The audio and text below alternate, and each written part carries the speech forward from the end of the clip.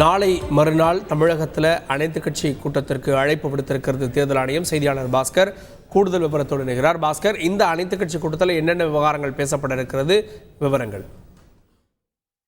அங்கீகரிக்கப்பட்ட அரசியல் கட்சிகளுடைய கூட்டம் என்பது 23ஆம் தேதி தலைமைச் செயலகத்துல பிற்பகல் 12 மணி அளவுல தலைமை தேர்தல் அதிகாரி சத்யபிரதா சாகு தலைமையில கூட்டம் என்பது நடைபெறும்.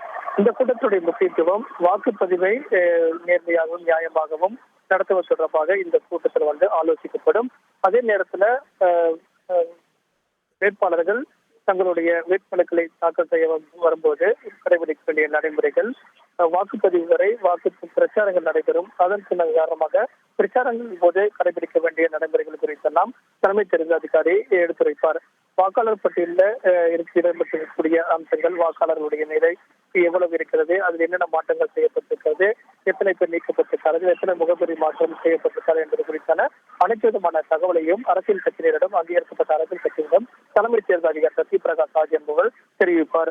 அதே போல எவ்வளவு நடவடிக்கைகள் தேர்தல் நடத்தை விதிமுறைகள் மீறி எடுக்கப்பட்டிருக்கிறது, தேர்தல் நடத்தை விதிமுறைகளில் எவ்வாறு கடைபிடிக்க வேண்டும் என்பது குறித்தெல்லாம் தேர்தல் ஆணையம், அதாவது தலைமை தேர்தல் அதிகாரி சத்யபிரதா சாகு மூலமாக அரசியல் கட்சியினருக்கு தெரியப்படுத்தப்படும். அந்த வகையில 2,87,876 அரசு கட்டிடங்களில் ஒட்டப்பட்டிருக்கக்கூடிய சுவர் விளம்பரங்கள் எல்லாம் அகற்றப்பட்டிருக்கிறது. தனியார் கட்டிடங்களிலும் ஒட்டப்பட்டிருக்கக்கூடிய விளம்பரங்கள் எல்லாம் அகற்றப்பட்டிருக்கிறது என்பதும் தெரியப்படுத்தப்பட்டிருக்கிறது. 108 வழக்குகள் தேர்தல் நடத்தை விதிமுறைகள் மீறியதாக பதிவு செய்யப்பட்டிருக்கிறது.